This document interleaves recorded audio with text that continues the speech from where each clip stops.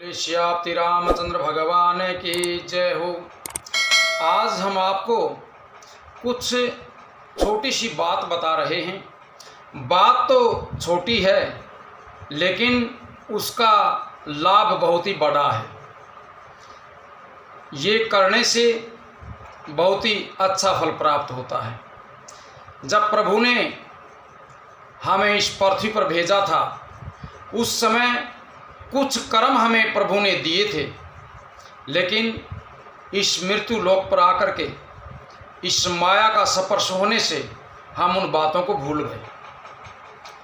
प्रभु ने हमें यहाँ भेजा था कि जो आत्मा अपने अंदर जो बोल रही है, इस आत्मा की मुक्ति के लिए, इस आत्मा को परमात्मा में मिलाने के लिए प्रभु ने यहाँ भेजा था। पिछले जन्मों में कुछ कर्म हमारे द्वारा बाकी रहे, इसीलिए उनको पूरा करने के लिए यहाँ भेजा था।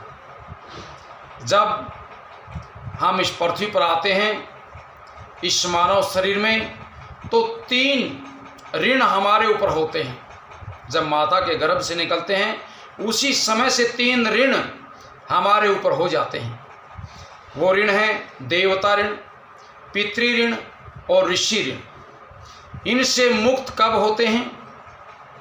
जब इनसे मुक्त हो जाते हैं, भगवान का भजन करते हैं, तभी ये आत्मा उस परमात्मा में जाकर के मिल जाती है और इस आत्मा को कोई कष्ट नहीं होता, स्वर्ग लोक की प्राप्ति हो जाती है। और जब हमें स्वर्ग लोक की प्राप्ति हो जाती है, वहाँ का सुख भोग करके दोबारा हम जब मृत्यु लोक में आते हैं तो हमें राजा का जन्म प्राप्त होता है।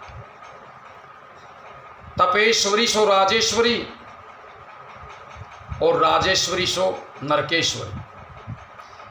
जो तप करता है वो राजा होता है, और राजा होकर के जब कोई अन्याय करता है तो वो नरक में वापिस चला जाता है।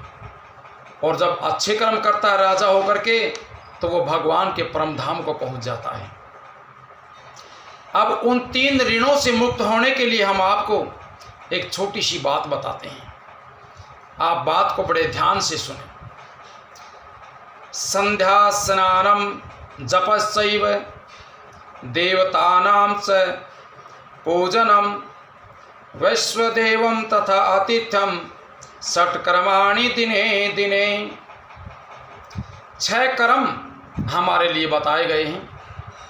मनुष्य को स्नान सुबह प्रातः काल उठ करके, सूर्य उदय से 1.5 घंटा पहले प्रातः प्रभात उठें, ब्रह्म मुहूर्त में उठ करके स्नान आदि करें, संध्या वंदन करें, जप करें, देवता का पूजन करें।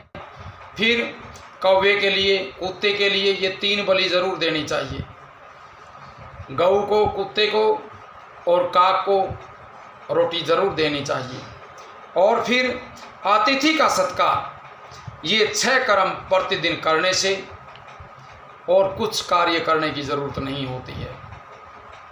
ये कर्म गृहस्थी जीवन करता रहे तो सीधा परमधाम को जाता है। अब हम आपको कल एक नई बात और बताएंगे, जिसमें प्रातःकाल उठ करके किस चीज़ के दर्शन करने चाहिए। आप कथा को सुनते रहें और अपने जीवन का लाभ प्राप्त